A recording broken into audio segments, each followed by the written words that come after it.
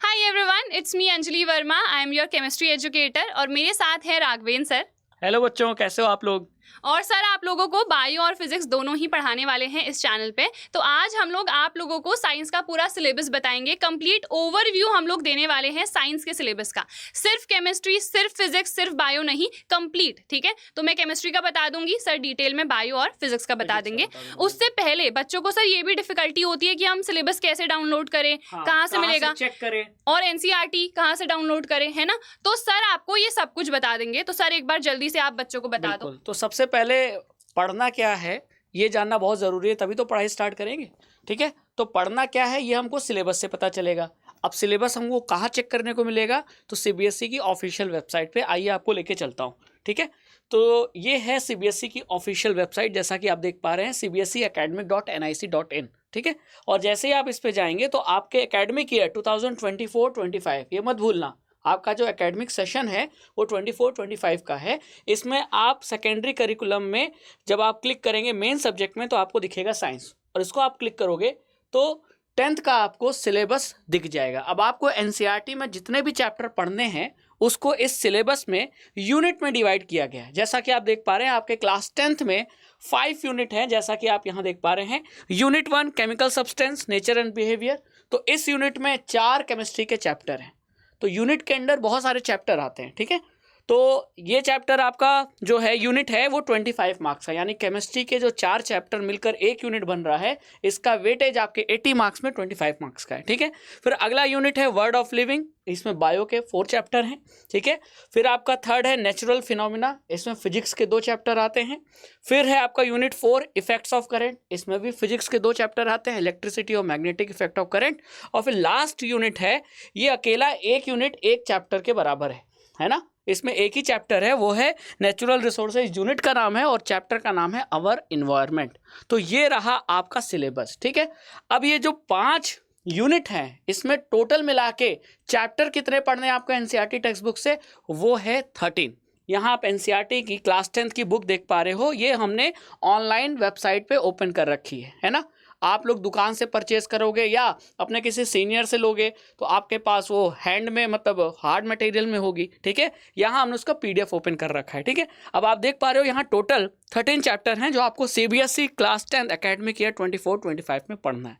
अब सबसे पहले अंजलि मैम आपको केमिस्ट्री के वो 4 चैप्टर के बारे में बता देती हैं जो आपको डिटेल में पढ़ना है और क्या नहीं पढ़ना है, जो डिलीटेड है। क्योंकि अगर आपके पास पुरानी बुक होगी 2 साल 3 साल, तो उसमें कुछ एडिशनल टॉपिक्स थे जो आपको अब नहीं पढ़ने हैं, वो डिलीट कर दिया गया है। ठीक है, तो वो भी आप गौर से देख लीजिएगा। चलिए मैम बता दीजिए इनको। तो पहले तो बच्चों यार एक बार ये दिखा देती हूँ, जैसे सर ने आपको यूनिट वाइज डिस्ट्रीब्यूशन तो दिखा ही दिया है।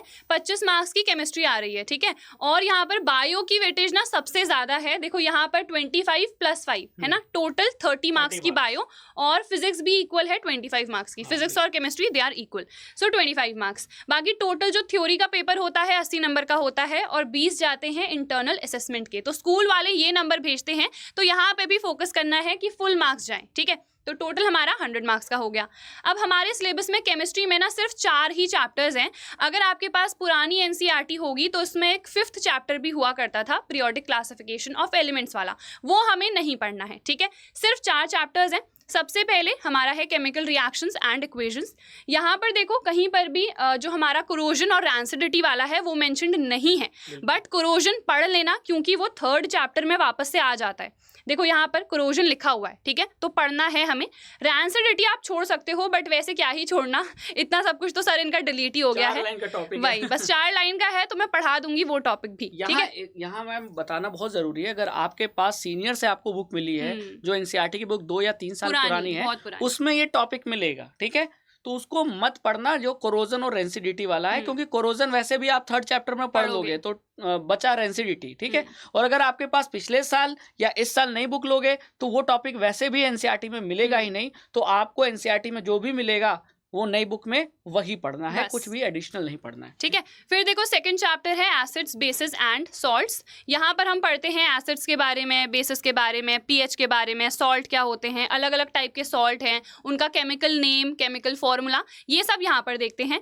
फिर मेटल्स एंड नॉन मेटल्स, यहाँ पर ऑब्वियसली मेटल्स की जो भी फिजिकल और केमिकल प्रॉपर्टीज हैं वो सब देखेंगे, and also same goes for non metals. फिर इन दोनों की वजह से आयनिक कंपाउंड्स बनते हैं तो उनकी प्रॉपर्टीज देखते हैं। फिर मेटल्स को कैसे एक्सट्रैक्ट करेंगे, ठीक है, कैसे हम ऑब्टेन कर रहे हैं, तो यहाँ पर पूरा वो मेटलर्जी में हम देखते हैं। फिर कोरोजन और इसके प्रिवेंशन, एलॉयज भी इसी के अंदर आता है, ठीक है।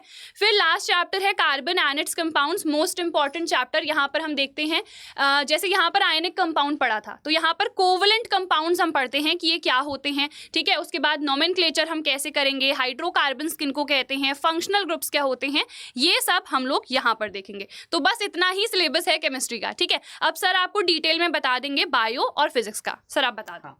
अब अगर एनसीईआरटी की टेक्स्ट बुक में देखा जाए तो जो स्टार्टिंग के 4 चैप्टर हो गए वो तो हो गए केमिस्ट्री के, ठीक है।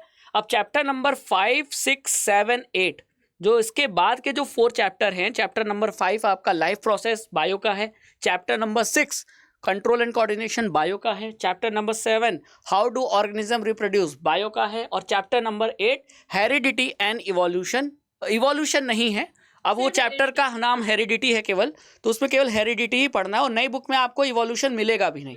तो जो भी एनसीईआरटी में मिलेगा नई बुक में वही आपको पढ़ना है। पुरानी बुक होगी और उसमें अगर इवोल्यूशन टॉपिक दिया है तो वो मत पढ़ना, ये बात ध्यान रखना, ठीक है। अब चैप्टर नंबर 8 के बाद फिर चैप्टर नंबर 13 जो आखिरी चैप्टर है, आवर इन्वायरमेंट जो है, वो आपको बायो में पढ़ना है, वो अकेला 5 मार्क्स का है। तो चैप्टर 5, 6, 7, 8, 9 और 13 ये हो गए बायो के, जैसा कि मैंने आपको बायो का सिलेबस बता दिया है अभी, और इसमें कोई डाउट आपको नहीं होना चाहिए। अब बात कर लें फिजिक्स की, तो आपके एनसीईआरटी की बुक में अब 4 ही चैप्टर बचे, chapter number 9, 10, 11, 12। Chapter number 9 light physics का है, चैप्टर नंबर 10 आपका ह्यूमन आई फिजिक्स का, चैप्टर 11 इलेक्ट्रिसिटी फिजिक्स का, और chapter 12 magnetic effect of electric current, ठीक है। अब आइए इसमें से थोड़ा डिटेल में देख लेते हैं कि क्या नहीं पढ़ना है और क्या पढ़ना है। अगर लाइट की बात करें तो लाइट चैप्टर जो पिछले साल जितना पढ़ना था एनसीईआरटी में उतना इस साल भी पढ़ना है पूरा। स्फेरिकल मिरर की बात कर लें, ये रहा, ठीक है, स्फेरिकल मिरर से रिफ्लेक्शन, ठीक है, types of spherical mirror, terms, pole क्या होता है, और क्या कहते हैं प्रिंसिपल एक्सिस क्या होती है, प्रिंसिपल फोकस क्या होता है, फोकल लेंथ पॉजिटिव कब होता है, नेगेटिव कब होता है, उस पर बेस्ड न्यूमेरिकल। फिर रिफ्रैक्शन की बात आएगी तो लेंस आ जाएगा, और लेंस में इमेज फॉर्मेशन, ठीक है, और लास्ट में पावर ऑफ लेंस। इतना सब कुछ पढ़ना है, ठीक है। रिफ्रैक्टिव इंडेक्स जो बहुत इंपॉर्टेंट है वो भी इसी चैप्टर में आपको पढ़ना पड़ेगा। फिर बात आएगी, इसमें एक चीज़ ये ध्यान रखना है, डेरिवेशन नहीं है, लेंस फॉर्मूले का और मिरर फॉर्मूले का डेरिवेशन आपसे नहीं पूछेगा। डेरिवेशन कहाँ पूछेगा वो भी मैं बता दूंगा।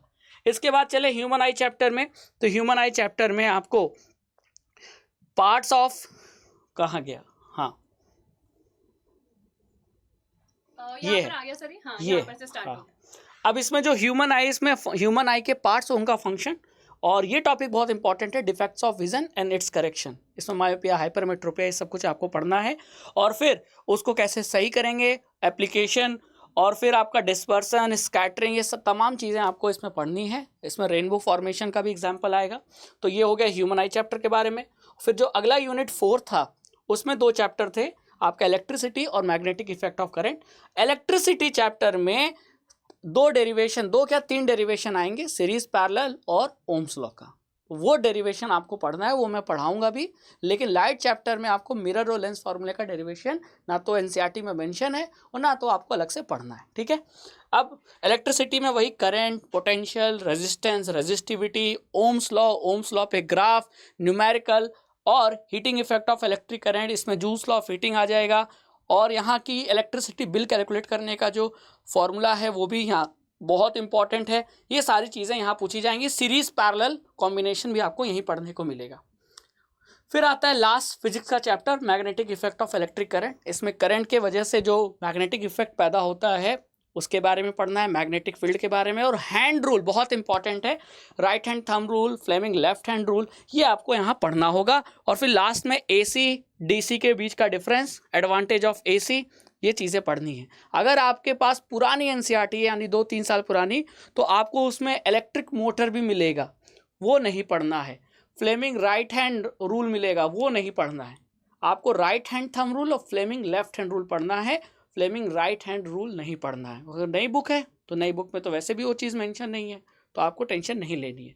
कोशिश यही कीजिए कि नई बुक ले लीजिए, या पिछले साल की अगर बुक मिल जाए यानी 23-24 सेशन की, वो भी काम कर जाएगी। ठीक है, तो ये रहा आपका कंप्लीट फिजिक्स और बायो का सिलेबस जो हमने चैप्टर वाइज बता दिया। तो अंजलि मैम, आई थिंक अब बच्चों को काफ़ी क्लैरिटी मिल गई है कि फिजिक्स में 4, केमिस्ट्री में 4 और बायो में 5 चैप्टर आपको पढ़ने हैं, टोटल मिला के 13 चैप्टर। अगर आप आराम तरीके से, मतलब बिल्कुल स्लो स्पीड से भी चलोगे ना, तो भी आपका सिलेबस बहुत जल्दी ओवर हो जाएगा, है ना। तो लेकिन यार ये बच्चे क्या करते हैं, अक्सर लेट करते हैं। हाँ बिल्कुल, लास्ट तक वेट करते हैं कि आप करेंगे। हाँ। बिल्कुल यार, दिन का अगर तुम सिर्फ 2 घंटे भी पढ़ रहे हो ना, so that is more than enough. और सिलेबस तो सर हमने इनको बता ही दिया है, वन शॉट्स और इवन टॉपिक वाइज वीडियोस भी हम लोगों ने स्टार्ट कर ही दिए हैं। हाँ। तो सब कुछ आएगा, just stay tuned on our channel, subscribe कर लेना और मिलते हैं हम लोग नेक्स्ट वीडियो में। ठीक है, चलो बाय।